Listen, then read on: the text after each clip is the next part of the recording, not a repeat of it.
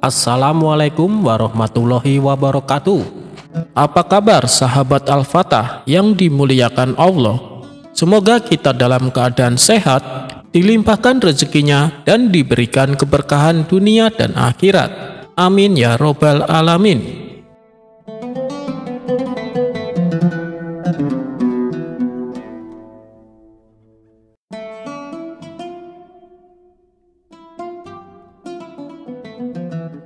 Pada suatu hari di kota Baghdad, ada pesta pernikahan megah anak salah satu pejabat kerajaan.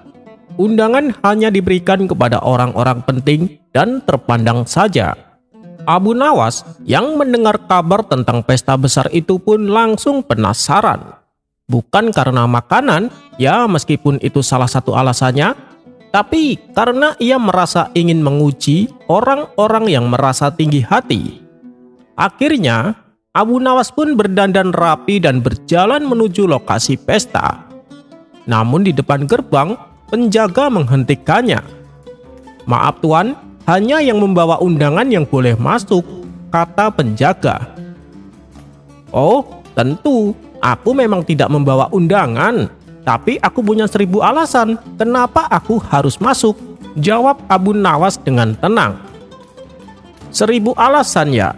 Satu saja sudah cukup membuatmu untuk ditolak, jadi pulanglah," ucap penjaga gerbang. Abu Nawas tak mau kalah. "Baiklah, kalau begitu izinkan aku menyebutkan satu alasan terlebih dahulu. Aku datang bukan sebagai tamu, tapi sebagai pengamat pesta," jawab Abu Nawas. "Pengamat ya? Pengamat apa?" "Iya, aku ingin tahu apakah makanan pesta ini cukup untuk semua tamu. Jangan sampai ada yang kekurangan," balas Abu Nawas. Penjaga mengerutkan dahi. Kemudian Abu Nawas melanjutkan, "Alasan kedua, aku ingin memastikan kalau pengantin tidak terlalu lelah bersalaman dan aku bisa membantu menyapa tamu sebagai perwakilan," kata Abu Nawas kembali. Mendengar itu penjaga tambah kesal. "Cukup tuan, kau jelas tidak diundang, jadi pergilah." Abu Nawas tersenyum. "Baiklah, alasan ketiga, aku ingin menyampaikan salam dari orang yang juga tidak diundang." Tiba-tiba dari dalam pesta muncul seorang saudagar kaya yang mengenal Abu Nawas. Saudagar itu memanggil Abu Nawas. "Hei Abu Nawas, masuklah, kau tidak butuh undangan di sini. Semua orang mencintai kehadiranmu." Mendengar itu penjaga pun terdiam. Abu Nawas masuk dengan tenang, duduk dengan santai dan menikmati pesta tersebut. Saat ditanya tamu lain bagaimana ia bisa masuk tanpa undangan, Abu Nawas hanya menjawab, "Aku tidak membawa undangan, tapi aku membawa niat baik dan 1000 alasan." Mendengar itu orang-orang terkekeh. Kisah ini mengandung pesan bahwa kecerdikan dan niat baik kadang lebih kuat daripada selembar undangan. Tapi jangan dicoba sembarangan ya, kecuali kamu secerdas Abu Nawas. Hahaha.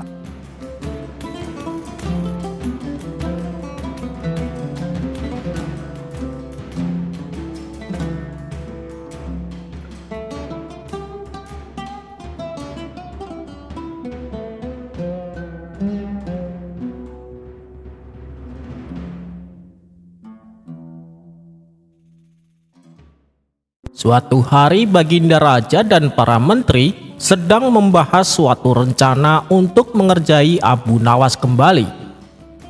Kemudian salah satu menteri berkata, "Ampun Paduka yang mulia, hamba rasa percuma saja menjebak Abu Nawas, nanti malah Paduka sendiri yang kena sial."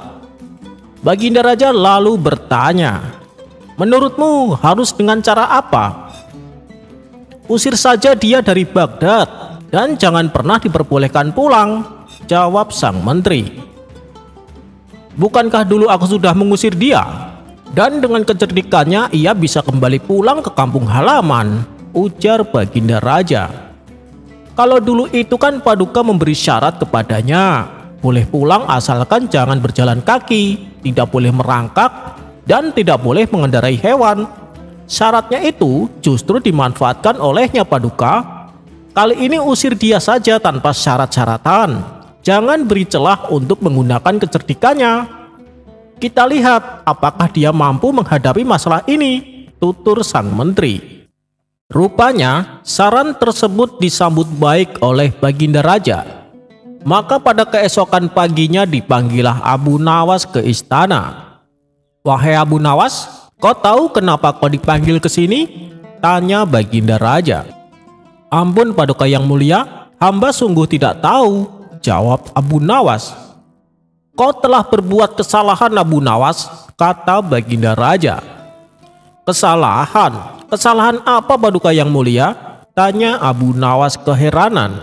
"Kau telah membuat para menteri istana dan sebagian rakyatku tidak suka dan sangat membencimu. Mereka menginginkan kau diusir dari kota Baghdad," jawab Baginda Raja. "Lalu bagaimana dengan Paduka? Apakah Paduka akan membela mereka?"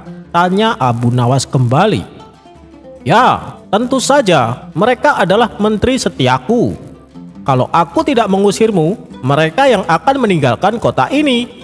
Aku tak mungkin membiarkan hal itu terjadi Abu Nawas," jelas Baginda Raja. "Tapi Paduka, kesalahan saya apa sehingga mereka menginginkan saya diusir dari kampung halaman?" tanya Abu Nawas penasaran. "Aku tidak mau tahu. Pokoknya saat ini juga kau harus meninggalkan kota Baghdad," kata Baginda Raja. "Ampun Paduka, apakah ada syarat tertentu supaya hamba bisa kembali?" tanya Abu Nawas. "Tidak ada syarat-syaratan. Mulai detik ini kau harus pergi dari kota ini dan tidak boleh kembali," ujar Baginda Raja. Mendengar itu Abu Nawas terkejut bukan main. Ini sih pasti akal-akalan Paduka Raja. Ia sengaja ingin mengerjaiku, pikir Abu Nawas. Untuk sesaat Abu Nawas terdiam. Ia mulai memikirkan sebuah cara agar bisa lolos dari masalah ini. Tak butuh waktu lama, Abu Nawas pun akhirnya mendapatkan ide yang cemerlang. "Baiklah Paduka yang mulia, meskipun hamba tidak tahu apa kesalahannya, tapi hamba mengaku bersalah. Dan mengenai keinginan mereka mengusirku dari kampung halaman, itu sebuah keputusan yang keliru. Akan lebih dibenarkan apabila saya mengusir mereka dari kota Baghdad, termasuk mengusir Paduka Raja," terang Abu Nawas. Baginda Raja kaget mendengarnya. "Kau sudah gila ya Abu Nawas, berani sekali kau mengusir rajamu," bentak Baginda Raja. "Ini hanya soal keadilan Paduka," jawab Abu Nawas enteng. "Keadilan? Keadilan apa maksudmu?" tanya Baginda Raja. "Begini Paduka yang mulia, bukankah setiap orang yang hidup di atas bumi punya kewarganegaraan? Kalau saya pergi dari negeri Baghdad lalu tinggal sendirian di daerah antah berantah, mana mungkin saya bisa membangun sebuah negeri seorang diri? Sementara saya tidak punya menteri untuk membantu saya menjalankan pemerintahan, tidak punya rakyat untuk membangun rumah dan memulai pertanian. Ini sesuatu yang sungguh tidak masuk akal Paduka. Tapi kalau Paduka dan para menteri yang pergi dan juga beserta sebagian rakyat Paduka, kalian bisa dengan mudah membangun sebuah negeri yang baru. Ini baru yang namanya keadilan. Bukankah begitu Paduka?" kata Abu Nawas memberitahu. Baginda Raja beserta menteri istana dibuatnya terdiam dan tak bisa membantah. Mereka tak menyangka dengan jawaban cerdik yang dilontarkan oleh Abu Nawas, usaha mereka untuk mengerjai Abu Nawas pun kembali mengalami kegagalan.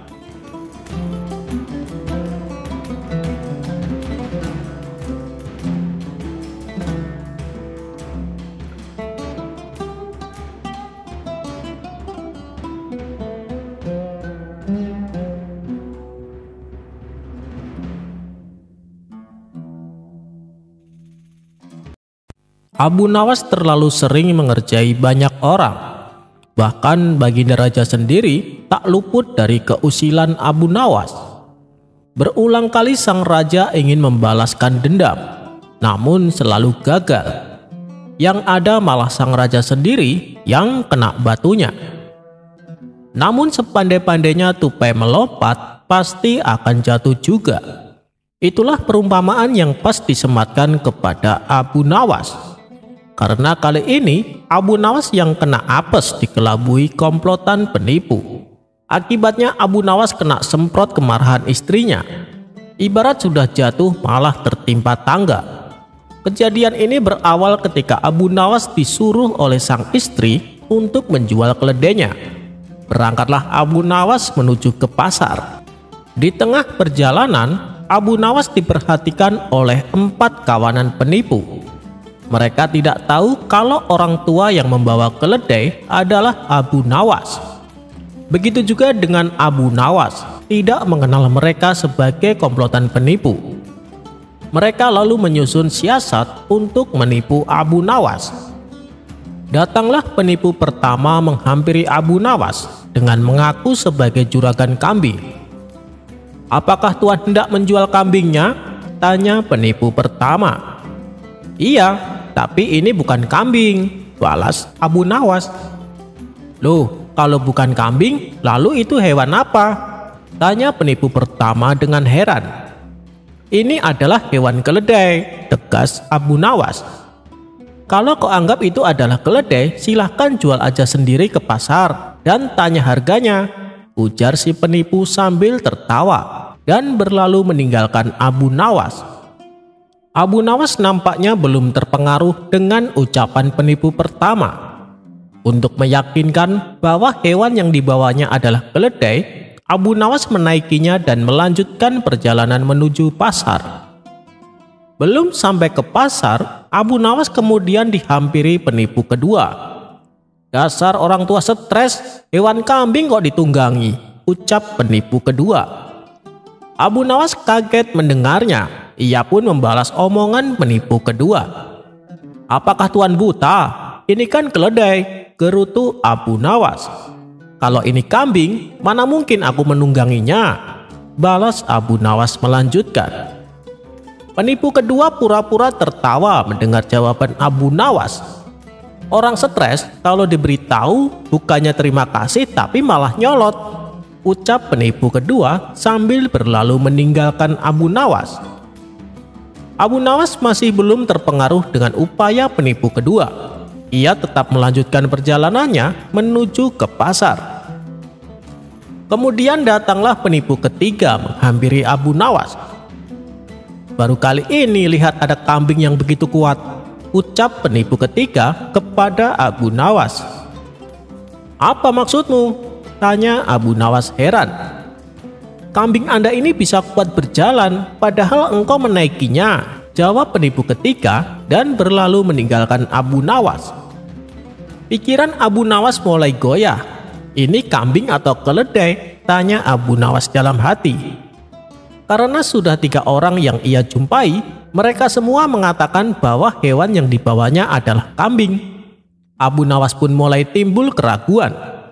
Apakah ini kambing atau keledai? Kesempatan ini langsung dimanfaatkan oleh penipu keempat. Ia segera menghampiri Abu Nawas. "Apakah kamu hendak menjual kambingnya? Kalau boleh, saya beli dengan harga 5 dirham untuk keperluan hajatan. Saya sudah keliling pasar hewan, tapi tak menemukan kambing yang cocok. Begitu melihat kambing Anda, saya merasa tertarik, karena terlihat bersih dan agak gemukan," kata si penipu keempat kepada Abu Nawas. Dengan nada ragu Abu Nawas bertanya, "Apakah Anda yakin ini adalah kambing? Bukankah ini keledai?" Si penipu keempat menjawab, "Ya iyalah, itu hewan kambing. Masa saya mau menyembelih keledai untuk hajatan?" Akhirnya dengan berat hati, Abu Nawas menjual keledainya kepada penipu keempat dengan harga 5 dirham. Setelah sampai di rumah, Abu Nawas lalu menjadi bulan-bulanan istrinya. Ia diomeli habis-habisan karena bisa-bisanya dibodohi dan ditipu. Sang istri marah karena harga keledai yang seharusnya laku 50 dirham hanya dijual 5 dirham. Itu sama saja seperti harga kambing. Karena tak tahan dengan omelan istrinya, Abu Nawas lalu pergi keluar rumah. Ia pergi ke hutan untuk menyendiri. Dalam kesendiriannya, Abu Nawas tak habis pikir. kenapa ia bisa dikelabui oleh 4 kawanan penipu yang tak dikenalnya, dan ia berniat membalas dendam perlakuan mereka. Bukan Abu Nawas namanya kalau tidak menemukan ide yang cemerlang. Ia segera memotong kayu kecil di hutan, lalu dipahatnya hingga menyerupai tongkat. Setelah tongkat tersebut jadi, Abu Nawas mulai melancarkan aksinya. Tapi sebelum aksinya dimulai, Abu Nawas terlebih dahulu mendatangi semua toko dan warung di pinggiran pasar. Selanjutnya Abu Nawas kembali pulang ke rumah. Hari yang ditunggu pun tiba. Dengan membawa tongkat yang dibuatnya, Abu Nawas pergi menuju pasar. Setibanya di pasar, Abu Nawas berkeliling mencari keberadaan 4 kawanan penipu. Ternyata mereka sedang makan di warung. Abu Nawas pun masuk ke dalam warung dan menyapa mereka dengan ramah. "Ada perlu apa Anda datang ke pasar?" tanya salah satu dari mereka kepada Abu Nawas. Dengan berlagak lugu, Abu Nawas bercerita, "Tadi malam saya mendapatkan wangsit untuk mengambil tongkat ajaib ini di hutan," ucap Abu Nawas sambil menunjukkan tongkatnya. "Lalu apa kehebatan tongkatmu itu?" "Saya perhatikan tidak ada yang istimewa," jawab salah satu dari mereka. "Menurut wangsit yang saya dapat, tongkat ini bisa untuk membeli apa saja tanpa harus membayar.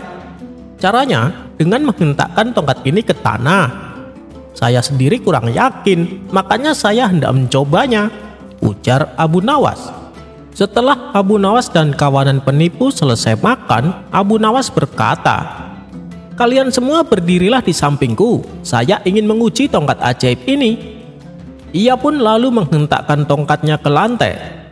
Tiba-tiba datang pemilik warung menghampiri mereka sambil berkata, "Terima kasih atas kunjungan tuan-tuan semua. Silahkan pergi dari warung kami dan semoga hari Anda menyenangkan." Abu Nawas dan kawanan penipu lalu meninggalkan warung makan tanpa membayarnya. "Ternyata tongkat ajaib ini berfungsi," teriak Abu Nawas pura-pura kegirangan. Kawanan penipu itu pun heran dengan kejadian tersebut. Namun salah satu dari mereka masih ragu. "Aku masih tak yakin dengan kehebatan tongkat itu. Bagaimana kalau kita coba untuk masuk ke toko pakaian?" ucapnya. "Ide yang bagus, ayo kita masuk ke toko pakaian," balas Abu Nawas. Di dalam toko pakaian, masing-masing dari mereka sibuk memilih baju yang bagus dan juga sepatu. "Apakah kalian sudah memilih baju yang kalian sukai?" tanya Abu Nawas. "Sudah," jawab mereka serempak. "Baiklah, kalian berdirilah di sampingku." Kemudian Abu Nawas kembali menghentakkan tongkatnya ke lantai. Lalu datanglah pemilik toko dan berkata, "Terima kasih atas kunjungan tuan-tuan semua. Silahkan pergi dari toko kami dan semoga hari Anda menyenangkan." Mereka pun pergi meninggalkan toko pakaian tersebut tanpa harus membayar. Di perjalanan, Abu Nawas tak henti-hentinya memuji tongkat ajaibnya. Hal ini mengundang rasa penasaran kawanan penipu dan keinginan untuk memiliki tongkat tersebut. "Tuan, bagaimana kalau tongkatnya kami beli?" kata salah satu dari mereka. "Waduh, saya tidak mungkin menjual tongkat ini. Karena dengan tongkat ini, saya bisa mendapatkan apa saja tanpa harus membayar," jawab Abu Nawas. "Bagaimana kalau kami beli dengan harga 100 dirham?" rayu mereka. "Sekali lagi, maaf, saya tidak ada niatan untuk menjual tongkat ini," pancing Abu Nawas. "Kalau begitu, kami beli dengan harga 500 dirham. Apakah Tuan setuju?" desak mereka. "Gimana ya? Sebenarnya saya keberatan menjual tongkat ajaib ini. Tapi karena kalian sangat menginginkannya, baiklah, saya terima," balas Abu Nawas dengan berpura-pura kecewa. Setelah transaksi selesai, Abu Nawas pulang ke rumah dengan membawa uang 500 dirham. Sedangkan kawanan penipu kembali ke warung makan untuk merayakan tongkat ajaibnya. Ketika mereka selesai makan, salah satu dari mereka menghentakkan tongkatnya ke lantai. Si pemilik warung datang menghampiri mereka dan meminta bayaran atas hidangan yang mereka makan. Kawanan penipu itu pun terkejut. "Kenapa kamu meminta bayaran?" bukankah tadi waktu kami makan bersama orang yang membawa tongkat ini, kamu tidak meminta bayaran sama sekali?" kata mereka. Si pemilik warung menjawab, "Iya, benar, karena orang yang bersama kalian sebelumnya sudah datang ke warung ini dan memberikan uang untuk 5 porsi makanan." Mendengar jawaban itu, 4 kawanan penipu langsung tertunduk lemas. Mereka akhirnya mendapatkan balasan dari Abu Nawas atas perbuatannya.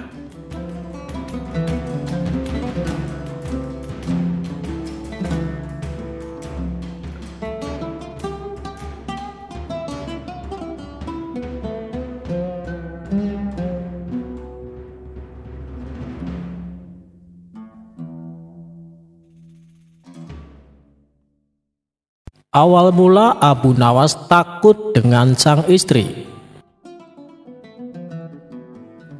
Di sela-sela waktu senggangnya, Abu Nawas duduk santai di depan rumah sambil menghirup secangkir teh panas.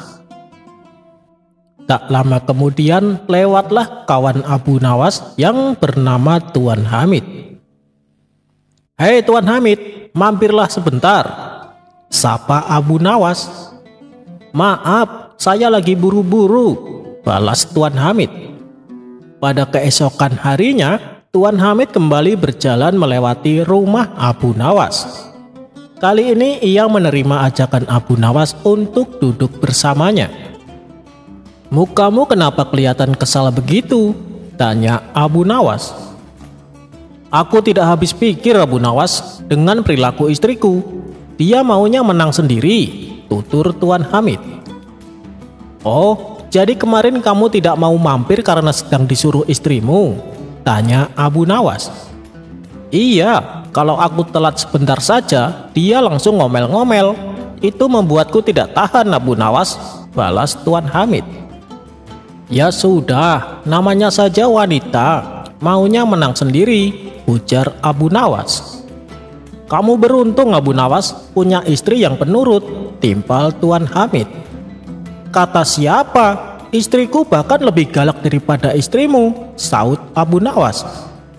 "Benarkah? Jadi kamu juga takut ya sama istrimu? Kenapa bisa begitu?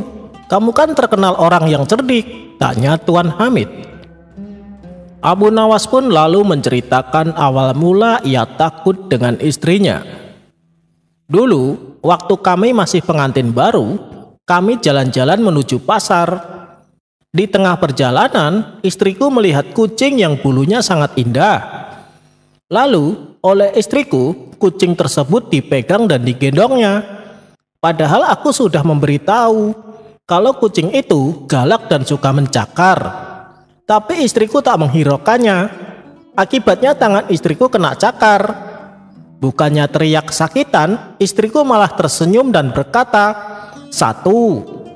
Ia lalu memegang kembali kucingnya dan berusaha menggendongnya. Kucing tersebut seketika langsung mencakarnya kembali.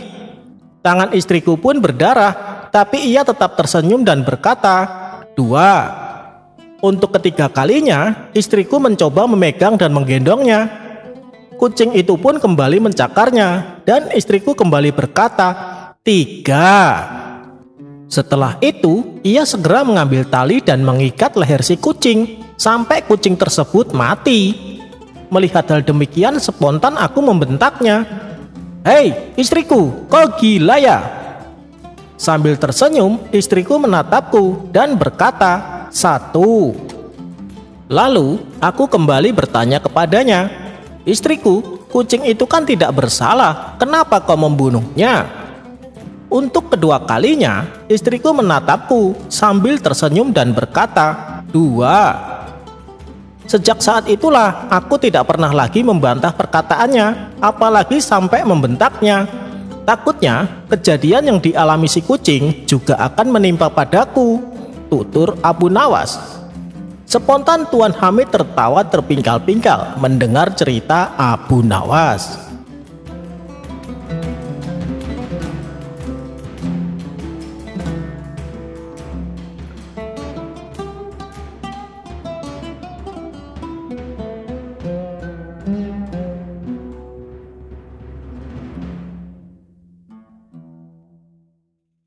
Suatu ketika, saat hujan turun dengan derasnya, Abu Nawas duduk terpaku di dalam rumah. Lalu terbesit di benaknya sebuah sop yang hangat. Alangkah nikmatnya bila suasana dingin begini, aku mempunyai sop yang hangat, pikir Abu Nawas. Sedang enak-enaknya melamun, tiba-tiba terdengar pintu rumahnya diketuk. Abu Nawas pun bergegas bangkit dan membukakan pintu. Ternyata yang datang adalah Abu Jahal. "Ada perlu apa datang kemari?" tanya Abu Nawas.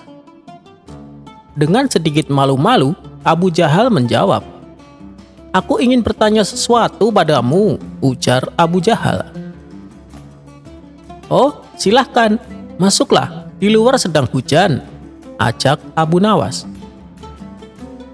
Setelah Abu Jahal dipersilahkan duduk, kemudian Abu Nawas kembali berkata, "Wahai Abu Jahal, apa yang ingin kau tanyakan?"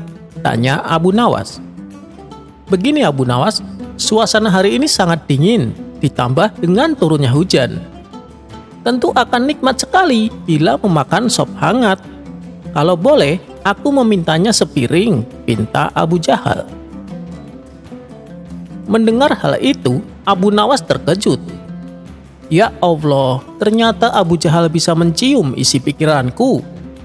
Mulai sekarang, aku harus berhati-hati bila akan melamunkan sesuatu, pikir Abu Nawas. Sebenarnya, aku berniat untuk memakannya sendiri.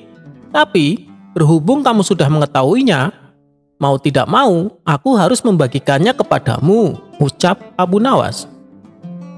Abu Jahal sontak kegirangan mendengarnya. "Terima kasih Abu Nawas," balas Abu Jahal. Abu Jahal pun sudah tak sabar menunggu untuk memakan sop hangat milik Abu Nawas. Akan tetapi, Abu Nawas malah kembali duduk dan melamun. Tentu saja tingkah Abu Nawas ini membuat Abu Jahal kebingungan. "Abu Nawas, mana sopnya? Aku sudah tidak sabar nih." "Kamu malah melamun," kata Abu Jahal. "Sini Abu Jahal, duduklah di sampingku dan kita melamun bersama-sama, membayangkan makan sop hangat," timpal Abu Nawas. "Maksudnya bagaimana Abu Nawas?" tanya Abu Jahal tak mengerti. "Sebelum kamu datang, aku sedang melamun membayangkan sop hangat. Sayangnya, aku tidak punya uang untuk membelinya. Tapi, tiba-tiba kamu datang dan meminta sop yang ada dalam lamunanku. Oleh karena itu, marilah kita melamun bersama-sama, membayangkan sop hangat yang enak dan lezat," balas Abu Nawas.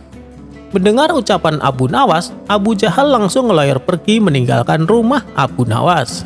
"Dasar orang aneh," teriak Abu Jahal kepada Abu Nawas.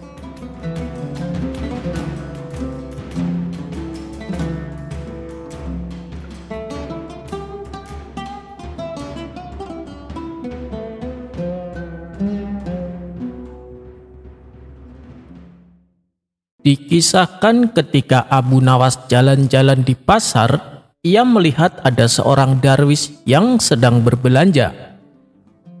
Darwis itu adalah seorang yang dikenal akan sifat bijaknya. Setelah selesai dengan belanjaannya, ia memasukkan semua barangnya ke dalam karung. Namun karena barang belanjaannya lumayan banyak, sang darwis tak kuat mengangkatnya. Ia pun berinisiatif mencari kuli panggul yang biasa berseliweran di pasar. Akan tetapi tak ada satupun yang ia temui. Kemudian matanya tertuju kepada sosok Abu Nawas. "Wahai Abu Nawas, kemarilah," panggil sang darwis. Abu Nawas pun segera menghampirinya. "Ada apa tuan?" tanya Abu Nawas. "Aku sedang butuh seseorang untuk membawakan barang-barangku. Maukah kau menolongku?" kata sang darwis. "Boleh saja, berapa upahnya?" tanya Abu Nawas kembali. "Biasanya sih 5 dinar Abu Nawas, tapi maukah kau bayar dengan upah yang lebih pantas?" balas sang darwis. "Oh ya, apa itu?" tanya Abu Nawas.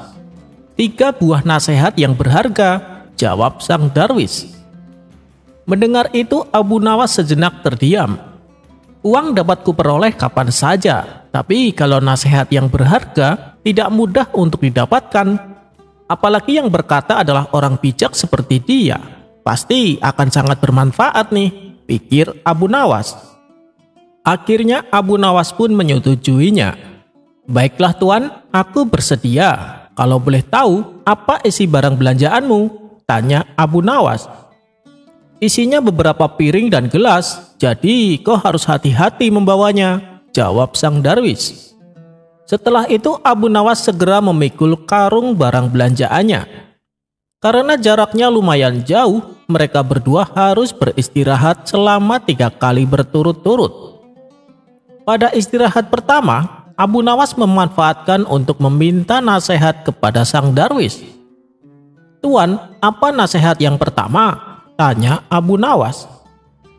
Jangan percaya kepada siapapun bila ada yang mengatakan padamu bahwa lebih baik lapar daripada terlalu kenyang, kata darwis memberitahu. Tak lama setelah itu, mereka berdua pun melanjutkan perjalanannya. Lalu pada istirahat yang kedua, Abu Nawas kembali bertanya, "Wahai tuan, apa nasihat yang kedua?"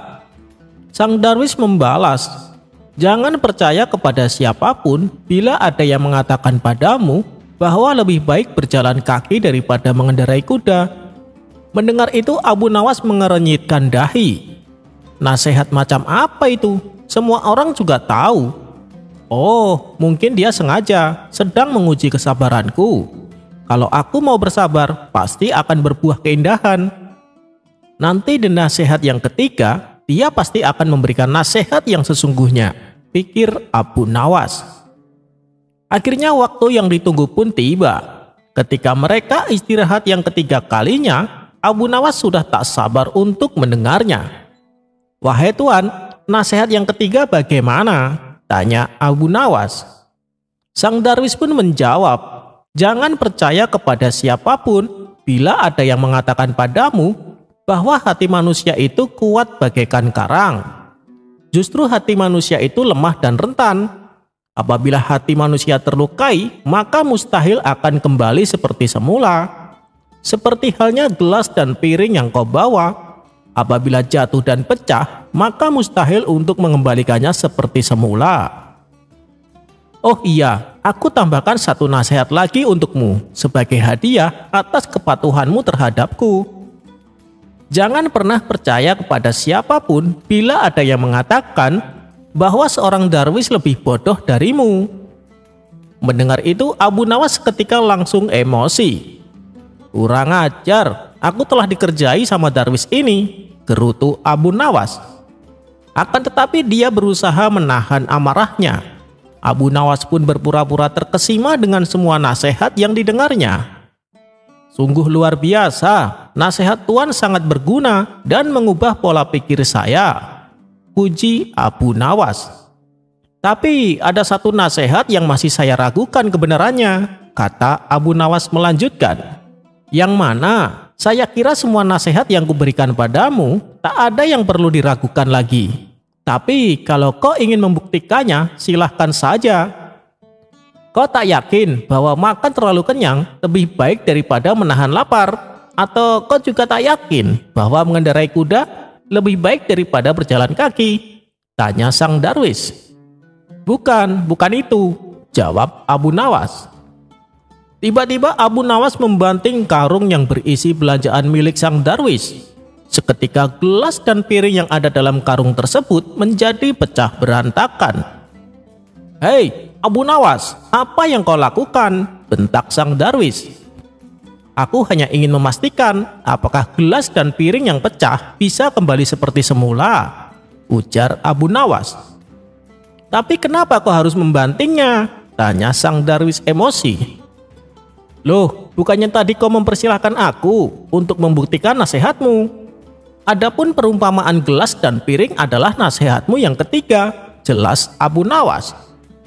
Kemudian Abu Nawas segera pergi berlalu, meninggalkan sang darwis seorang diri. Niatnya ingin mengerjai Abu Nawas, malah ia sendiri yang mengalami sial.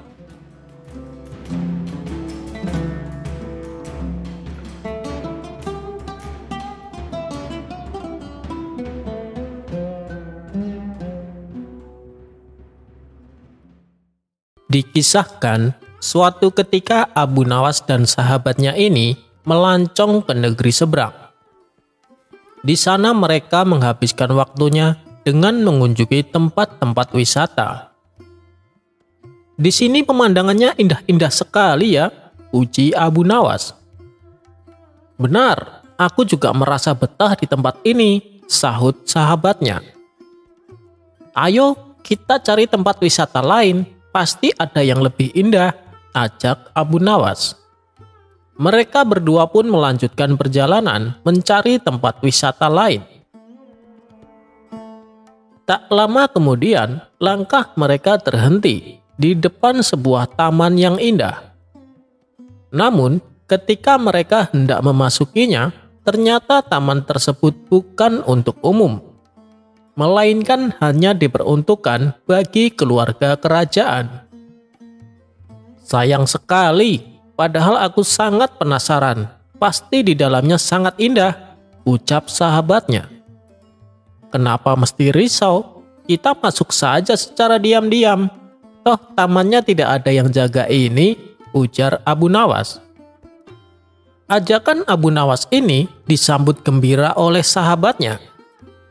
Mereka berdua pun akhirnya memasuki taman dan menikmati keindahannya. Saat sedang asik-asiknya bersantai, tiba-tiba beberapa pengawal kerajaan datang, lalu menangkap Abu Nawas dan sahabatnya tersebut. Mereka berdua kemudian diseret ke istana untuk dihadapkan kepada rajanya. Siapa kedua orang ini? Dan kenapa dibawa kemari? Tanya sang raja kepada pengawalnya. Ampun Paduka yang mulia, mereka telah lancang. Mereka berani memasuki taman Paduka, jawab salah satu pengawal. Kurang ajar, bukankah kalian sudah tahu kalau taman tersebut tidak boleh dimasuki siapapun? Bentak sang raja. Akibat kesalahan yang dilakukan Abu Nawas dan sahabatnya, sang raja lalu memutuskan untuk menghukum mereka berdua. Pengawal, masukkan mereka berdua ke dalam penjara. Besok mereka akan menjalani hukuman pancung, titah sang raja. Mendengar hal itu, spontan Abu Nawas dan sahabatnya langsung kaget dan tak percaya. Tunggu Paduka, hanya karena kesalahan sepele, Tuan menjatuhi kami hukuman mati, tanya Abu Nawas keberatan. Ini sebagai pelajaran agar tidak ada orang lain yang berani lagi memasuki tamanku, balas sang raja. Sejenak Abu Nawas pun terdiam. Ia memutar otaknya supaya bisa lepas dari hukuman sang raja. Ampun Paduka, saya dengar Paduka suka sekali dengan kuda. Kalau saya bisa membuat keajaiban pada kuda Paduka, apakah Paduka akan membebaskan kami? Tanya Abu Nawas. Ya, benar. Saya suka sekali dengan kuda, jawab sang raja. Lalu, keajaiban apa yang akan kau tunjukkan terhadap kuda saya? Tanya sang raja. Begini Paduka, saya akan mengajari kuda Paduka supaya bisa bernyanyi, jawab Abu Nawas. Kamu bisa mengajari kudaku bernyanyi? Apa saya tidak salah dengar? Tanya sang raja penasaran. Benar Paduka, tapi saya butuh waktu, tidak bisa dalam semalam saja, jelas Abu Nawas. Mendengar perkataan Abu Nawas, sang raja pun sepakat. Baiklah, aku akan menunda hukumanmu selama 1 tahun. Ajari kudaku bernyanyi. Jika berhasil, kalian kubebaskan. Tapi jika gagal, kalian langsung akan dihukum mati, ancam sang raja. Terima kasih banyak Paduka yang mulia, sahut Abu Nawas kegirangan. Abu Nawas dan sahabatnya lalu diperbolehkan meninggalkan istana. Setelah keluar dari istana, sahabatnya ini berkata kepada Abu Nawas, sungguh mengagumkan, aku tidak pernah tahu kalau ada orang yang bisa mengajari kuda menyanyi. Abu Nawas pun menjawab, kamu benar, tentu tidak ada yang bisa. Mendengar itu, seketika sahabatnya langsung tercengang. Kalau begitu, kenapa kamu bilang ke raja kalau kamu bisa mengajari kuda menyanyi? Tanya sahabatnya penuh rasa khawatir. Yang penting kita dapat tambahan waktu untuk hidup. Apa kamu tidak memperhatikan sang raja? Umurnya sudah sangat tua, tapi dia sangat suka sekali berperang. Hampir sebulan sekali dia ikut berperang. Bisa jadi dalam kurun waktu setahun dia mati dalam peperangannya. Atau bisa juga mati karena umurnya sudah tua. Bisa juga dalam kurun waktu setahun kita yang mati. Siapa yang tahu? Jawab Abu Nawas enteng. Sahabatnya itu hanya bisa melongo mendengar penjelasan Abu Nawas.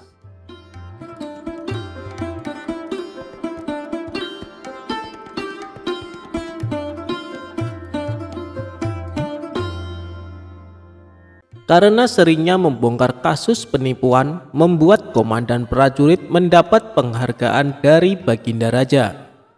Dan berkat sepak terjang sang komandan, maraknya kasus penipuan berangsur-angsur menurun. Saat prosesi pemberian penghargaan berlangsung, Baginda Raja berkata, "Kamu hebat, tidak salah aku mengangkatmu sebagai komandan," puji Baginda Raja. Ia pun memberikan hadiah 50.000 dinar sebagai penghargaan atas jasa sang komandan. "Cara apa yang kamu gunakan sehingga bisa dengan cepat memberantas banyak kasus penipuan?" tanya Baginda Raja. Dengan sombongnya sang komandan menjawab, "Itu mudah saja Paduka. Saya sudah tahu berbagai macam trik tipuan, makanya dengan mudah bisa saya tuntaskan. Saya ini orangnya tidak bisa ditipu Paduka," ucap sang komandan. Baginda Raja pun memuji kinerjanya sebagai komandan prajurit yang berprestasi. Sementara Abu Nawas yang juga hadir berkata di hadapan Baginda Raja, "Pekerjaan seperti itu menurut saya sangat mudah dan tidak berat." Perkataan Abu Nawas ini membuat sang komandan merasa tersinggung. Abu Nawas, kamu berkata demikian karena kau tidak bisa menipuku," ujar sang komandan. "Kamu mungkin bisa menipu semua orang, bahkan kepada Paduka yang mulia. Tapi ketahuilah, kau tidak akan bisa menipuku," kata sang komandan melanjutkan. "Sayang sekali aku tidak bisa meninggalkan istana begitu saja. Kalau tidak, tentu pasti aku akan bisa menipumu dengan sebuah pohon yang bisa berbicara," timpal Abu Nawas. "Mana ada pohon bisa berbicara, kamu jangan menghayal Abu Nawas," balas sang komandan. "Aku bisa membuktikannya dengan membawa pohon itu kemari," sahut Abu Nawas. "Kalau begitu ayo kita buktikan, aku tunggu di sini. Pergilah dan ambil pohon itu, lalu kembalilah kemari," balas komandan. Tidak lama kemudian Abu Nawas bertanya kepada Baginda Raja, "Bagaimana Paduka? Apakah Paduka mengizinkan saya pergi sebentar untuk mengambil pohon yang bisa berbicara?" Baginda Raja pun menjawab, "Silakan Abu Nawas, pergilah dan ambillah pohon itu." Setelah mendapat izin dari Baginda Raja, Abu Nawas pun berkata, "Baiklah wahai komandan, tunggulah aku di sini. Aku akan segera kembali dengan membawa pohon yang bisa berbicara," tutur Abu Nawas. Maka pergilah Abu Nawas meninggalkan istana. Namun setelah 1 jam 2 jam berlalu, Abu Nawas tak kunjung datang. Sampai waktu malam tiba, sang komandan masih menunggu. Tapi Abu Nawas tak datang juga. Karena dirasa Abu Nawas tidak akan datang, sang komandan berkata kepada Baginda Raja, "Sepertinya Abu Nawas tidak berani datang Paduka. Dia pasti takut karena ketahuan bohongnya. Kalau dia berani, pasti dia sudah datang dan membuktikan ucapannya," kata sang komandan merasa bangga.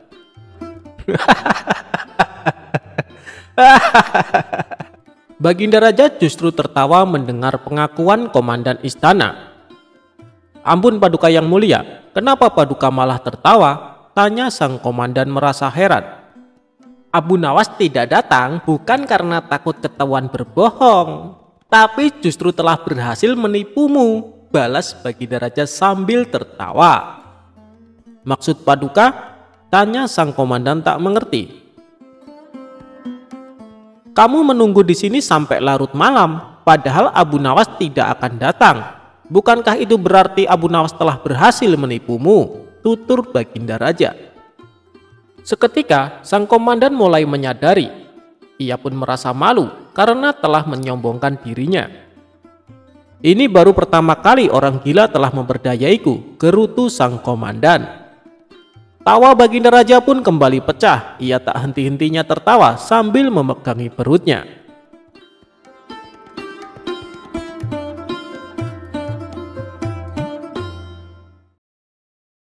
Mencari kambing besar bertanduk lebar.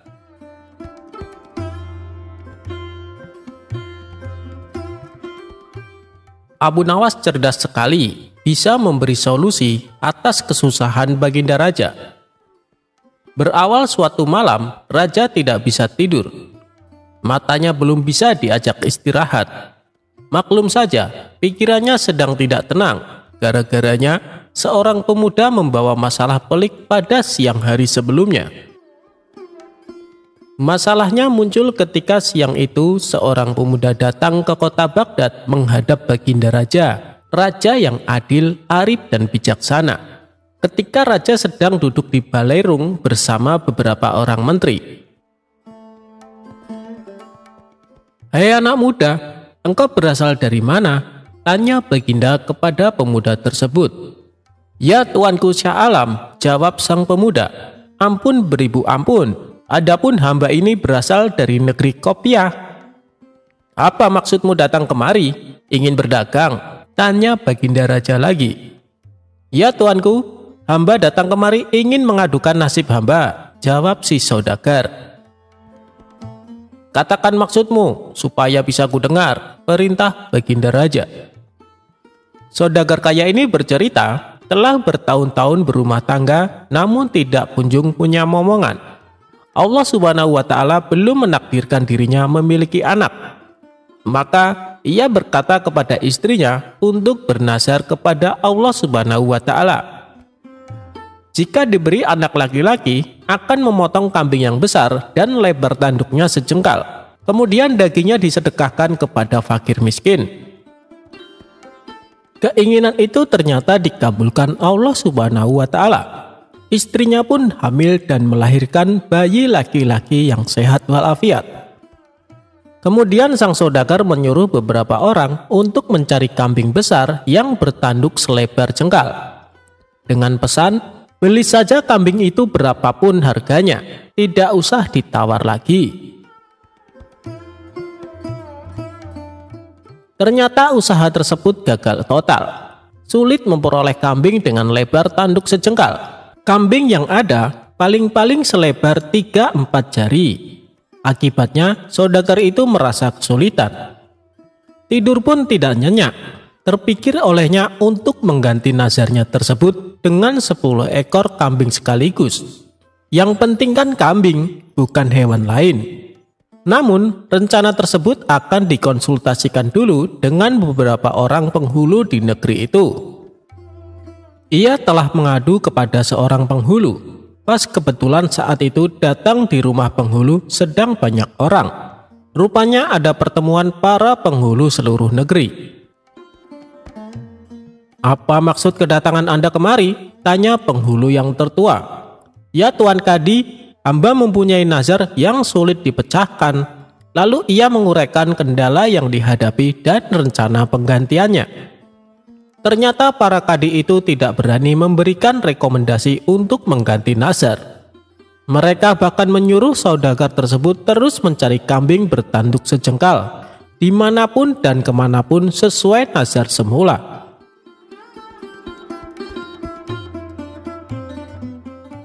"Kami semua tidak berani menyuruh menggantinya dengan yang lain-lain," ujar mereka. Kenyataan itu makin menambah berat beban saudagar tersebut. Ia pun mohon diri pulang ke rumah. Nah, itu sebabnya dia memutuskan menghadap Baginda Raja. "Hamba mohon petuah dan nasihat Baginda Raja, agar hamba dapat mengerjakan nazar hamba itu dengan sempurna," tutur saudagar itu kepada Baginda dengan nada mengiba. Baiklah, datanglah besok pagi. Insya Allah aku dapat memberi jalan keluar, janji Baginda Raja. Saudagar itu pun mohon pamit dengan meninggalkan beban bagi Baginda Raja. Dia bingung memikirkan nazar saudagar tersebut. Sepanjang siang dan malam ia tidak dapat memicingkan matanya. Dengan apa nazar itu akan dibayar bila kambing bertanduk sejengkal tidak didapat juga? Diganti dengan yang lain haram hukumnya. Malam harinya, Baginda Raja mengumpulkan para kadi dan alim ulama di istananya. Kepada mereka, Baginda Raja menyatakan keresahan hatinya sehubungan dengan nazar saudagar dari Qopiyah itu. Tolong berikan pertimbangan kepadaku malam ini juga, karena aku sudah terlanjur berjanji kepadanya untuk menerimanya menghadap esok pagi, atau aku akan mendapat malu besar. Suasana Balerung pun hening, sunyi senyap berkepanjangan. Mereka termenung dan terpekur memikirkan titah Baginda Raja. Namun, tidak juga ditemukan jalan keluarnya. Ya Tuanku Sahalam, tidak ada hukumnya, baik menurut kitab maupun logika, bahwa nazar itu boleh diganti dengan barang lain. Setelah itu satu persatu mereka mohon diri meninggalkan Balerung dan pertemuan pun bubar. Baginda Raja lalu masuk istana hendak tidur, tetapi yang diceritakan tadi, mata Baginda Raja tidak mau diajak kompromi, karena otak masih terfokus pada masalah nazar dan malu besar yang akan dihadapinya esok pagi. Menjelang subuh, Baginda Raja pun teringat kepada Abu Nawas. Tidak ada manusia yang dapat memutuskan hal ini selain Abu Nawas, pikirnya dengan sukacita. Setelah itu barulah Baginda Raja dapat memicingkan matanya, tidur pula sampai pagi. Begitu bangun, diutuslah penggawa memanggil Abu Nawas.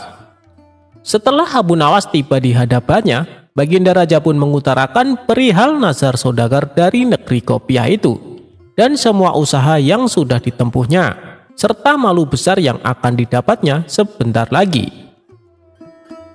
Karena para kadi dan orang alim seluruh negeri ini tidak dapat memberikan jalan keluar.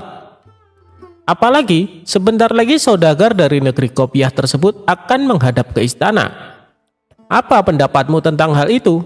Tanya Baginda Raja dengan sorot mata ingin tahu jawaban Abu Nawas. Ya Tuanku Sahalam, janganlah Tuanku bersusah hati. Jika Tuanku percaya, insya Allah hamba dapat menyelesaikan perkara ini, jawab Abu Nawas meyakinkan. Tidak berapa lama kemudian, Balerung pun dipenuhi orang-orang yang ingin tahu keputusan Baginda Raja tentang nazar saudagar dari negeri Qopiyah itu. Baginda Raja memanggil saudagar tersebut dan memerintahkan Abu Nawas memecahkan masalah itu. Hai saudagar, bawalah kemari anakmu dan seekor kambing yang besar badannya, kata Abu Nawas. Mendengar perkataan Abu Nawas itu, semua orang terheran-heran, termasuk Baginda Raja dan si saudagar itu. Apa maksud Abu Nawas kali ini? Pikir mereka. Si saudagar itu menyatakan kesediaannya membawa anak dan seekor kambing yang paling besar, serta mohon pamit pulang ke negeri Qopiyah. Baginda Raja masuk ke istana, melanjutkan tidurnya, dan pertemuan pagi itu pun bubar. Sesuai janjinya, saudagar itu pun datang kembali ke Baghdad beberapa hari kemudian. Ia membawa istri, anak, dan seekor kambing, langsung menghadap Baginda Raja di istana. Datang juga engkau kemari, hai saudagar. Tunggulah sebentar, aku akan kumpulkan penghulu dan rakyat. Kemudian Baginda Raja memerintahkan memanggil Abu Nawas. Sementara Abu Nawas ketika mengetahui dijemput ke istana, ia pura-pura sakit. Baginda Raja yang diberitahu hal itu memaksa agar Abu Nawas dibawa dengan kereta kerajaan. Maka berangkatlah Abu Nawas ke istana dengan mengendarai kereta kencana yang ditarik 2 ekor kuda. Mengapa kau terlambat datang kemari? Tanya Baginda Raja. Ya Tuanku, hamba terlambat datang karena hamba sakit kaki, jawab Abu Nawas.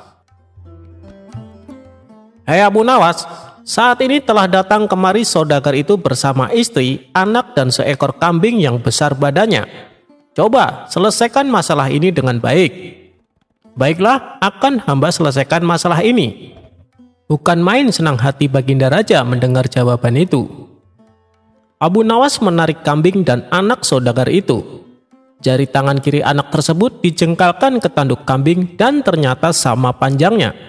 Baginda Raja dan seluruh yang hadir di balerung heran memikirkan ulah Abu Nawas. Ya tuanku, hamba mohon ampun jika hamba tidak salah ingat. Saudagar itu mengatakan bahwa lebar tanduk kambing itu sejengkal. Karena yang dinazarkan anak ini, jari anak inilah yang hamba jengkalkan ke tanduk kambing itu. Dan ternyata pas benar.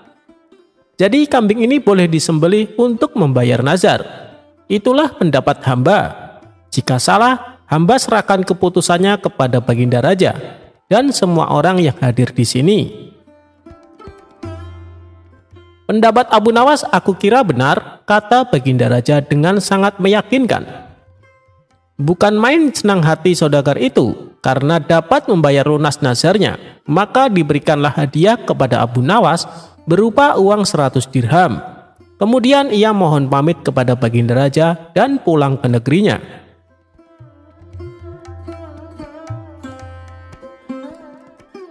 Tuan Hakim mengaku kalah cerdas dengan Abu Nawas. Abu Nawas suatu hari sedang melihat-lihat kebunnya yang sudah lama tidak terurus. Ketika asyik di dalam kebun, tiba-tiba ada seseorang yang masuk. "Hei, ngapain kau masuk ke kebunku?" ujar seseorang lelaki yang dijuluki Tuan Tanah kepada Abu Nawas. Abu Nawas pun kaget dan langsung membantahnya. "Apa? Ini kebun milikku tahu, kau jangan mengaku-ngaku," ucapnya. Tapi si Tuan Tanah sangat kekeh. Dia mengatakan kebun tersebut miliknya. Begitu juga dengan Abu Nawas. Keributan pun tidak bisa dihindari. Keduanya sama-sama tidak mau mengalah. Dikarenakan pada zaman itu tidak ada yang namanya sertifikat tanah, jadi Abu Nawas tak mempunyai bukti yang kuat atas kepemilikan kebun tersebut.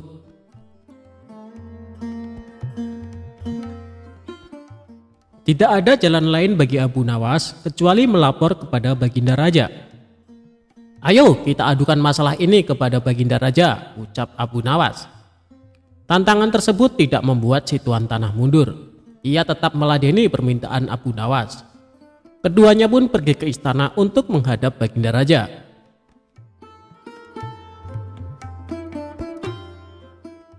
Abu Nawas pun mengadu, "Wahai Paduka yang mulia, hamba mempunyai kebun di suatu daerah, tapi tiba-tiba dia mengaku-ngaku kalau kebun tersebut miliknya," kata Abu Nawas.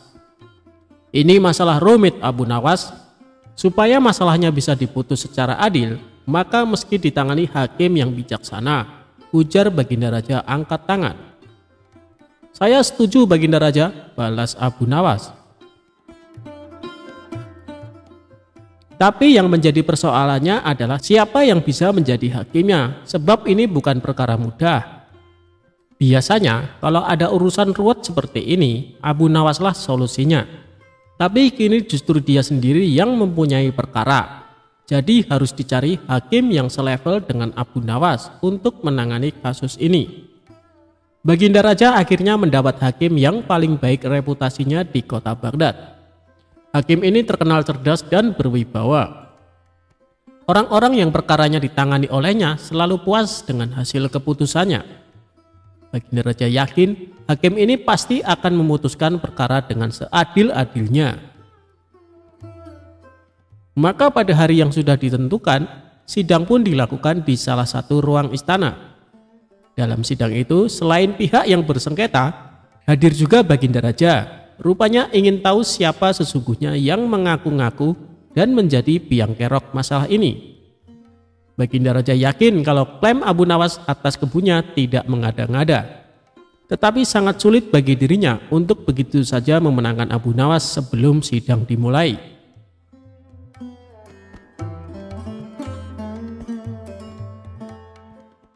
Bila di antara kalian berdua ada yang terbukti bersalah dengan mengaku-ngaku kebun tersebut miliknya, maka hukuman penjara siap menanti, ancam Baginda Raja. Oleh karena itu, sebelum sidang dimulai, Aku kasih satu kesempatan lagi. Kalau mau jujur sekarang, aku tidak akan menghukumnya, ucap Baginda Raja mengancam. Tapi si tuan tanah tetap pada pendiriannya, dan sidang langsung dimulai. Untuk menguji kebenaran atas pengakuan kebun itu, maka sang hakim bertanya kepada kedua belah pihak yang bersengketa. "Berapa jumlah pohon di dalam kebunmu?" tanya hakim kepada tuan tanah. Si tuan tanah nampak kebingungan, bahkan cenderung panik. Sedangkan Abu Nawas terlihat lebih tenang, padahal dia sendiri tidak tahu jumlah pohon yang ada di kebunnya, karena tak pernah menghitungnya. Lagi pula, siapa yang sudi menghitung pohon di kebun?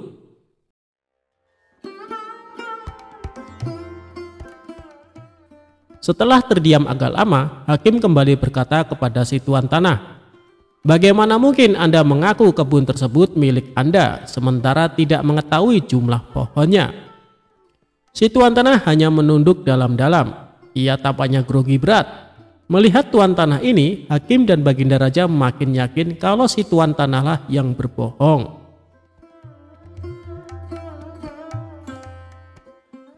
Kemudian pertanyaan tadi juga diajukan oleh hakim kepada Abu Nawas.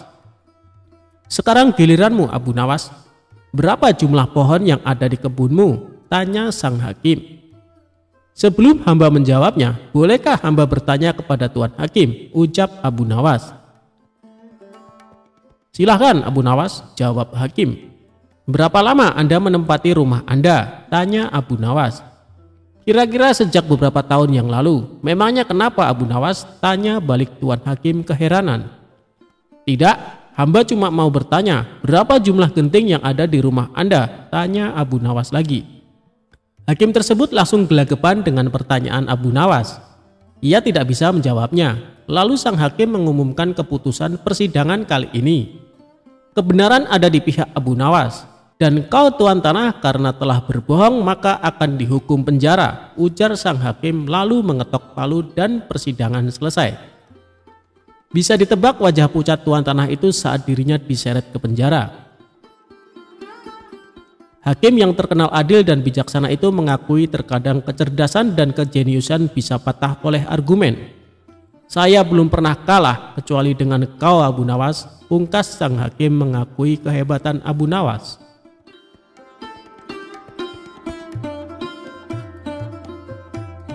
Debat Abu Nawas dan ulama tentang kematian.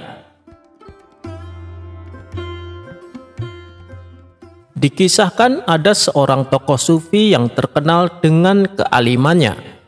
Ia juga disegani oleh penduduk setempat sebagai sosok ulama yang karismatik. Pada suatu ketika, dia mendengar nama seorang tokoh sufi dari Baghdad yang sering bersikap nyeleneh dan terkadang dianggapnya menyalahi syariat. Tokoh sufi tersebut bernama Abu Nawas. Meskipun demikian, Abu Nawas dianggap masyarakat sebagai tokoh sufi yang tinggi akan ilmu agamanya. Bagaimana mungkin seorang sufi yang tinggi ilmunya sering bersikap nyeleneh dan melanggar syariat? Pikir sang sufi merasa heran. Karena penasaran, ia pun berencana untuk pergi ke Baghdad menemui Abu Nawas. Maka pergilah ia ke kota Baghdad dan mencari alamat rumahnya. Setelah bertanya kepada beberapa warga, akhirnya sampailah ia di kediaman Abu Nawas. Kebetulan saat itu Abu Nawas tengah duduk santai di depan rumahnya. "Assalamualaikum, apakah Anda yang bernama Abu Nawas?" tanya sang sufi. "Benar, saya Abu Nawas. Lalu Anda siapa dan dari mana Anda? Karena sepertinya Anda bukan orang sini," ujar Abu Nawas. "Saya memang bukan orang sini, saya ini musafir dari negeri seberang," balasnya. Abu Nawas pun segera mempersilahkan masuk dan mengajaknya duduk di ruang tamu. "Kalau boleh tahu, ada keperluan apa Tuan mencariku?" tanya Abu Nawas lagi. "Saya akan tanya beberapa hal kepada Anda, apakah Anda keberatan?" kata sang sufi balik bertanya. "Oh, tentu saja tidak. Apa yang ingin Anda tanyakan?" ucap Abu Nawas mempersilahkan. Awalnya, sang sufi ini mengajak berdiskusi tentang ilmu agama, mulai dari hukum fikih sampai ilmu ketauhidan. Mendengar cara bicara dan pengetahuannya, barulah Abu Nawas menyadari bahwa tamu yang dihadapannya adalah seorang ulama berilmu tinggi. "Wahai Abu Nawas, saya dengar Anda adalah seorang tokoh sufi yang katanya berwawasan luas tentang agama. Tapi saya juga dengar Anda sering bersikap nyeleneh dan terkadang menyalahi syariat," kata sang sufi. Abu Nawas hanya tersenyum mendengar perkataan tamunya tersebut. "Lalu apa yang membuat Anda risau? Bukankah tiap orang berhak dengan pendapatnya?" balas Abu Nawas. "Tentu saja boleh, tapi ada batas-batasnya Abu Nawas. Kalau Anda tidak menguasai suatu perkara, akan lebih bijak bila memilih diam," tutur sang sufi. "Jadi tujuan Anda datang kemari hanya untuk menceramai saya dan menegur saya?" tanya Abu Nawas. "Tujuan saya ke sini untuk menyambung silaturahmi sesama muslim dan saling mengingatkan manakala saudara muslimnya bersikap salah," jawab sang sufi. "Lalu, apa yang akan kau dapatkan dari perbuatanmu itu?" tanya Abu Nawas kembali. "Tentunya ini bernilai ibadah Abu Nawas. Insya Allah dengan banyak ibadah kita akan masuk surga," jawab sang sufi. "Kamu tidak akan masuk surga," balas Abu Nawas. "Kenapa kau katakan itu? Bukankah manusia yang rajin beribadah seperti sholat, puasa, dan zikir akan masuk surga?" tanya sang sufi. "Ya, tetapi tidak akan masuk surga," jawab Abu Nawas enteng. "Kenapa kau berkata demikian?" "Oh iya, saya tahu, pasti kamu akan berkata bahwa manusia akan masuk surga bukan karena ibadahnya, melainkan karena rahmat dari Allah, betul kan? Tapi, untuk mendapatkan rahmat dari Allah, kita harus menjalankan perintahnya dan menjauhi larangannya, seperti menjalankan sholat, puasa, dan zikir," tutur sang sufi lagi. "Tidak juga, itu juga belum membuatmu masuk surga," jawab Abu Nawas. Mendengar hal itu, sang sufi mulai emosi. "Kamu memang benar-benar sesat Abu Nawas, kamu berani mengingkari hadis Nabi," bentak sang sufi. "Waduh, kenapa Anda buru-buru emosi? Sedangkan Anda belum mendengar penjelasan saya," balas Abu Nawas sambil tersenyum. "Baik, coba kau jelaskan. Kalau memang dengan rajin beribadah dan mendapatkan rahmat Allah, kau anggap tidak bisa masuk surga. Lalu perbuatan apa yang bisa membuat seseorang masuk surga?" tanya sang sufi menahan emosi. "Jadi begini, Anda harus mati terlebih dahulu. Tanpa kematian, mana mungkin manusia bisa masuk surga?" kata Abu Nawas menjelaskan. Mendengar penjelasan tersebut, sang sufi pun langsung menjadi malu. Hal itu sama sekali tak terpikirkan olehnya. Tak ingin menahan rasa malu berkepanjangan, sang sufi lalu mohon diri untuk pamit pulang.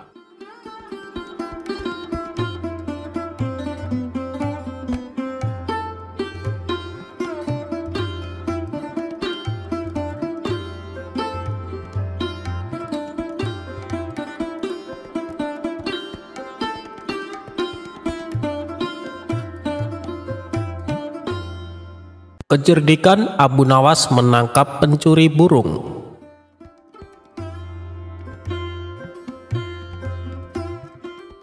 Pada suatu hari, Abu Nawas bertamu ke rumah sahabatnya yang bernama Hamid. Melihat kehadiran Abu Nawas, Hamid langsung menyambutnya dengan sukacita. "Wahai sahabatku, sudah lama kita tidak bertemu," kata Hamid sambil memeluk Abu Nawas. Mereka berdua lalu duduk dan ngobrol panjang lebar. Di sela-sela obrolannya, Abu Nawas melihat burung milik Hamid yang berada di dalam sangkar. "Wah, sekarang kamu suka pelihara burung ya, Mid? Burungnya bagus sekali," tanya Abu Nawas. "Ya Abu, sekedar untuk mengusir kejenuhan. Sudah banyak yang menawar dengan harga tinggi, tapi tidak aku berikan," jawab Hamid. "Loh, kenapa? Kan kamu dapat untung besar," tanya Abu Nawas heran. Saya sendiri suka dengan burung itu, Abu Nawas. Sayang kalau sampai dijual, balas Hamid.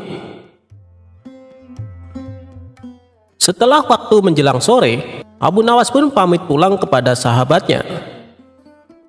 Jangan sungkan-sungkan, seringlah main ke sini ya Abu Nawas, ucap si Hamid.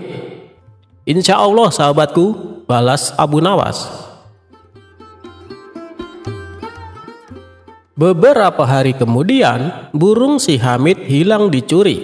Hal itu membuat Hamid sedih. Ia bertanya kepada orang-orang, tapi tidak ada satupun yang mengetahuinya. Kemudian Hamid membuat sayembara. Barang siapa yang bisa menunjukkan pencuri burungnya akan diberi imbalan hadiah uang yang banyak. Lagi-lagi usahanya ini menemui jalan buntu. Sebab tidak ada satu orang pun yang bisa membantunya. Solusi terakhir yang ia tempuh adalah dengan meminta bantuan sahabatnya. Siapa lagi kalau bukan Abu Nawas? Maka pergilah Hamid ke rumah Abu Nawas. Sesampainya di sana, Hamid menceritakan masalah yang menimpa dirinya. Apakah kamu punya dugaan siapa kira-kira yang mencuri burungmu? Tanya Abu Nawas. Yang jelas orang dekat Abu Nawas, bisa jadi tetangga saya, mungkin juga kawan saya. Tapi saya tidak berani sembarangan menuduh, jawab si Hamid. Sejenak Abu Nawas terdiam. Ia terus memikirkan cara untuk menemukan pelakunya. Tidak lama kemudian muncullah ide cemerlang dari Abu Nawas.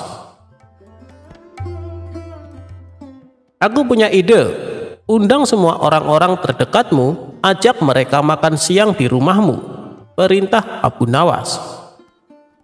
Mendengar itu, Hamid pun kaget. Untuk apa Abu Nawas? Bisa jadi di antara mereka adalah pencurinya, tanya Hamid. Jika kau ingin tahu pelakunya, turuti saja perkataanku. Jangan banyak bertanya, biarkan aku yang bekerja, ucap Abu Nawas menegaskan. Baiklah Abu Nawas, saya serahkan urusan ini sepenuhnya kepadamu, balas Hamid mengiyakan. Keesokan harinya, Hamid melaksanakan rencana Abu Nawas. Ia mengundang orang-orang terdekatnya. Mereka adalah tetangga Hamid dan kawan-kawan Hamid. Setelah semuanya berkumpul, mereka disuguhi hidangan makan siang. Ketika semua bercengkrama sambil menikmati hidangan makan siang, tiba-tiba Abu Nawas berdiri dan berkata, "Apakah kalian tahu kenapa kita diundang?" katanya. Mereka menjawab, "Untuk makan-makan Abu Nawas." "Ya, selain itu, dalam rangka apa sebenarnya kita diundang?" Abu Nawas kembali bertanya. Salah satu dari mereka berceletuk, "Dalam rangka pencurian burungnya si Hamid." Spontan para hadirin tertawa mendengar perkataan tersebut. "Tepat sekali, sebenarnya Hamid sudah tahu pelakunya," ucap Abu Nawas. "Apakah kalian siap untuk bersumpah bahwa kalian tidak mengambil burungnya Hamid?" tantang Abu Nawas. Suasana yang tadinya penuh gelap tawa mendadak berubah menjadi tegang. "Jangan tegang begitu dong, saya hanya bercanda," ucap Abu Nawas sambil tertawa untuk meredakan suasana. "Begini kawan-kawan, untuk apa pakai sumpah-sumpahan? Karena sebenarnya saya dan Hamid melihat pelakunya. Dia ada di sini bersama kalian." Mendengar hal itu, orang-orang yang berkumpul di rumah Hamid menjadi penasaran. "Siapa orangnya? Kami ingin tahu," tanya mereka. "Tidak perlu aku sebutkan, nanti biar aku yang akan bicara kepadanya di lain waktu," tutur Abu Nawas. Jawaban Abu Nawas membuat mereka tidak terima. Mereka protes dan berkata, "Tidak bisa Abu Nawas, kami harus mengetahuinya sekarang juga. Kami akan menghukum dan mengusirnya." Situasi pun semakin memanas, dan ini sesuai dengan rencana Abu Nawas. "Tidak perlu kalian lakukan itu, cukup dia merasakan kepanikan dan rasa takut saja," balas Abu Nawas berpura-pura meredakan suasana. Mereka tetap saja tidak puas dengan jawaban Abu Nawas. Akhirnya mereka memilih bertanya kepada Hamid. "Hei Hamid, beritahu kami siapa pelakunya," sesak mereka. Hamid pun menjawab sesuai dengan arahan Abu Nawas. "Ya, memang saya dan Abu Nawas sudah mengetahui pelakunya. Namun aku kira Abu Nawas bertindak dengan bijak. Jadi biarkan dia yang atur." Jawaban Hamid malah membuat mereka semakin emosi. "Kami tidak akan meninggalkan rumah ini sebelum kami mengetahui siapa pelakunya," kata mereka serempak. "Baiklah, jika kalian masih bersikeras ingin mengetahuinya, saya akan menyebutkan ciri-cirinya. Pencuri itu ialah lelaki yang di kepalanya terdapat sehelai bulu burung," ucap Abu Nawas menjelaskan. Para hadirin akhirnya senang. Mereka saling melirik satu sama lain. Namun ada satu orang yang nampak tegang. Dia menaruh tangannya di atas kepala dan mulai meraba-raba rambutnya untuk mencari sehelai bulu burung. Di saat itulah Abu Nawas langsung berteriak dan menunjuk orang tersebut. "Dia pelakunya, dia yang telah mencuri burungnya Hamid." Orang itu tidak bisa mengelak. Terpaksa ia mengakui perbuatannya. Singkat cerita, burung Hamid akhirnya bisa ditemukan. Sebagai rasa terima kasihnya, Hamid memberikan sejumlah uang kepada Abu Nawas.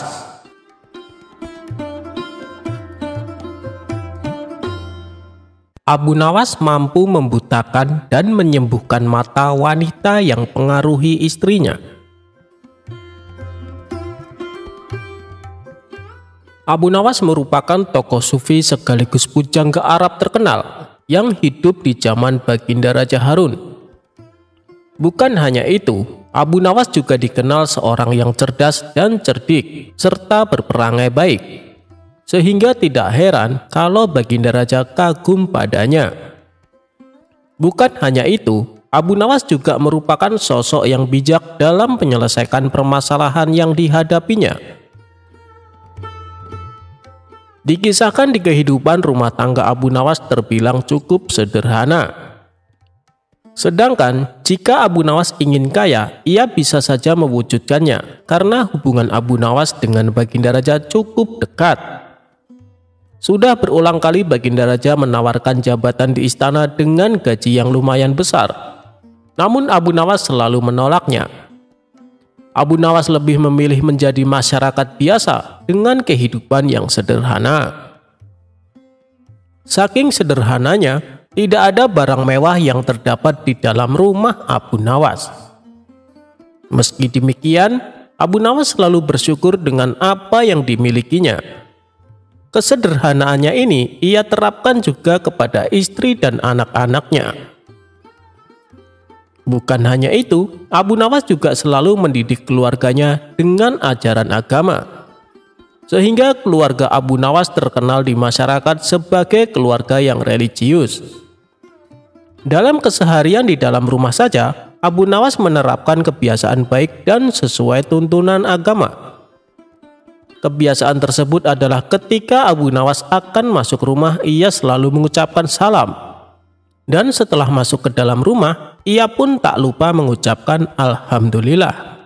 Begitu juga dengan sang istri maupun anak-anaknya. Mereka senantiasa dididik oleh Abu Nawas supaya menerapkan kebiasaan baik itu. Suatu hari, saat Abu Nawas pulang dari hutan guna mencari kayu bakar, ia mengetuk pintu rumahnya dan mengucapkan salam. Namun tak ada jawaban sama sekali dari dalam rumahnya. Dengan perasaan was-was, Abu Nawas masuk ke dalam rumah untuk mencari keberadaan istrinya. Betapa kagetnya Abu Nawas, ia melihat istrinya yang sedang duduk termenung di pojokan ruangan. Alhamdulillah, ternyata istriku baik-baik saja, batin Abu Nawas. Tapi Abu Nawas heran, kenapa sang istri tidak membalas salamnya. Wahai istriku, kenapa kau tidak menjawab salamku? Tanya Abu Nawas. Sang istri hanya terdiam, tatapan matanya seperti sedang memandang kegundahan. Melihat perubahan sikap istrinya, membuat Abu Nawas pun cemas. Ada apa denganmu, wahai istriku? Mengapa tiba-tiba kamu seperti ini? Tanya Abu Nawas khawatir. Sang istri lalu menoleh ke arah Abu Nawas dengan mata yang berkaca-kaca. "Wahai suamiku, orang-orang yang dekat dengan Baginda Raja semuanya hidup enak, kebutuhannya selalu terpenuhi, sedangkan kita, sampai kapan kita akan terus begini? Sekiranya engkau mau menemui Baginda Raja dan meminta jabatan di istana, pasti Baginda Raja akan dengan senang hati memberimu jabatan sebagai hakim dan engkau akan menerima gaji yang besar. Dengan begitu, kehidupan kita akan tercukupi. Apapun kebutuhan yang kita inginkan pasti akan terwujud," tutur sang istri. Perkataan istrinya itu membuat Abu Nawas kaget. "Kenapa kau bicara seperti itu? Tidak tahukah engkau dengan hari perhitungan di akhirat kelak bila kita hidup dalam kemewahan? Hal itu justru akan menjadi beban kita saat ditanya dari mana kita mendapatkan dan dikemanakan harta kita yang banyak itu," ujar Abu Nawas. Tapi raut kesedihan masih terlihat jelas di wajahnya. Abu Nawas pun kemudian berdoa, "Ya Allah, siapa yang hendak merusak rumah tanggaku melalui istriku, maka butakanlah matanya." Beberapa hari kemudian, saat Abu Nawas sedang berzikir, datanglah seorang wanita asing ke rumahnya. Abu Nawas lalu mempersilahkan duduk di ruangan tempat ia biasa menerima tamunya. "Ada perlu apa, Bu?" tanya Abu Nawas. "Mata saya tiba-tiba buta, Tuan. Padahal selama ini saya tidak pernah merasakan keluhan sakit pada mata saya," jawab wanita itu. Keluhan wanita tersebut mengingatkan Abu Nawas akan doanya tempo hari. "Apakah Anda sering menemui istri saya?" tanya Abu Nawas. "Iya, Tuan Abu. Saat Anda tidak di rumah, saya sering menemui istri Tuan untuk mengajaknya ngobrol," jawab wanita tersebut. "Doakanlah saya, Tuan, agar saya sembuh dari kebutaan ini," pinta si wanita.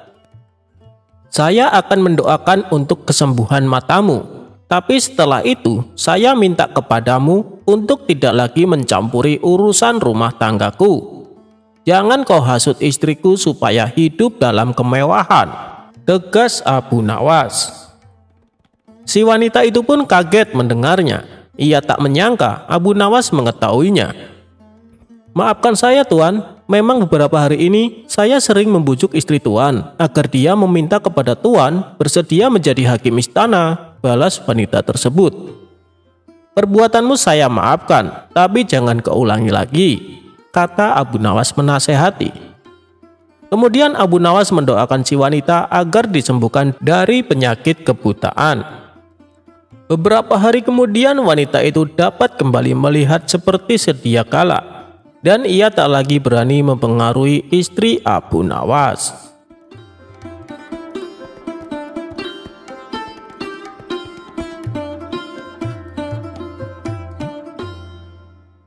Berbagi buah dan berkah yang tak terduga.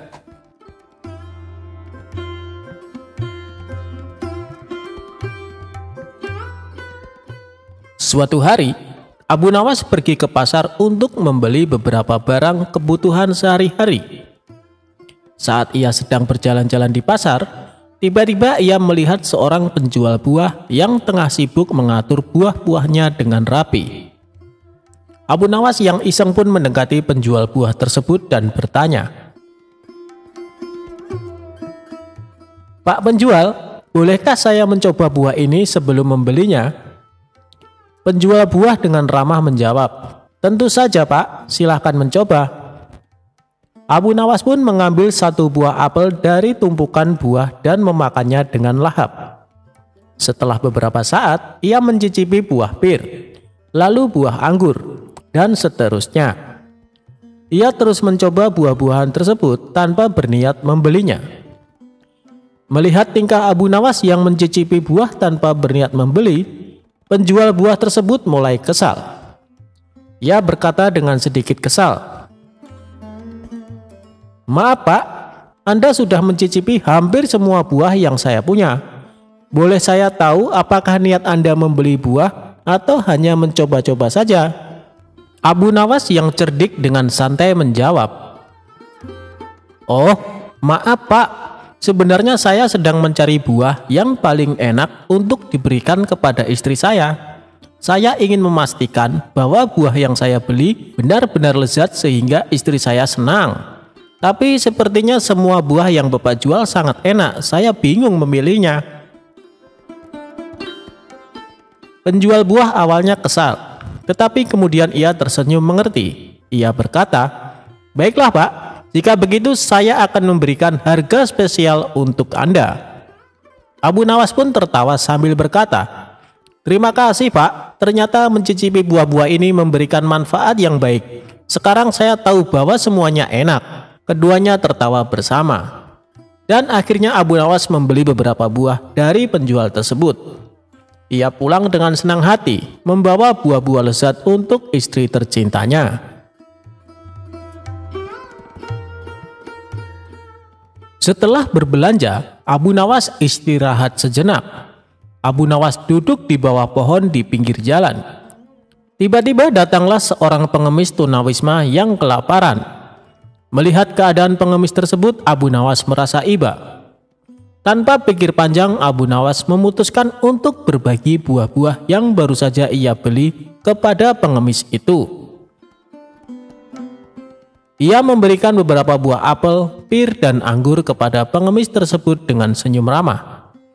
Tak lama kemudian, seorang pedagang lewat dan melihat Abu Nawas berbagi buah-buahan kepada pengemis. Pedagang tersebut terkesan dengan perbuatan Abu Nawas yang begitu dermawan. Ia mendekati Abu Nawas dan berkata, "Hei sahabatku, aku melihat apa yang kau lakukan tadi. Kau begitu baik hati dan penuh kepedulian terhadap sesama. Bolehkah aku menawarkan sebuah pekerjaan padamu?" Abu Nawas terkejut, namun tertarik dengan tawaran tersebut. Ia menjawab dengan rasa ingin tahu. "Tentu, apa pekerjaan yang kau maksud?" Pedagang itu tersenyum dan menjawab, "Aku memiliki toko buah dan membutuhkan seorang yang pandai dalam memilih buah-buahan berkualitas. Dilihat dari cara kau mencicipi buah-buah di pasar, aku yakin kau memiliki keahlian dalam hal itu. Aku ingin mengajakmu untuk bekerja denganku." Abu Nawas sangat senang dengan tawaran tersebut. Ia tidak menyangka bahwa perbuatannya yang sederhana di pasar dapat membawa keberuntungan dan kesempatan baru baginya. Ia dengan senang hati menerima pekerjaan itu dan berjanji untuk memberikan yang terbaik. Dari kejadian lucu di pasar hingga akhirnya mendapat pekerjaan baru, Abu Nawas mengerti bahwa kebaikan dan kepedulian terhadap orang lain selalu membuahkan hasil yang baik. Tindakan kecil seperti berbagi buah-buahan kepada pengemis dapat membuka pintu kesempatan yang tak terduga. Abu Nawas pun menjalani pekerjaan barunya dengan penuh semangat dan keahlian dalam memilih buah-buahan terbaik. Ia menjadi karyawan yang dipercaya oleh pedagang dan berhasil mencapai kesuksesan dalam bidang tersebut. Cerita lucu ini mengajarkan kita tentang pentingnya kebaikan dan kepedulian terhadap orang lain. Tindakan kecil yang dilakukan dengan tulus dapat membawa dampak positif dalam hidup kita, bahkan membawa keberuntungan dan peluang baru. Ia menggunakan kejadian lucu di pasar untuk mendapatkan harga spesial dan juga memberikan kebahagiaan kepada istri dengan buah-buah yang enak.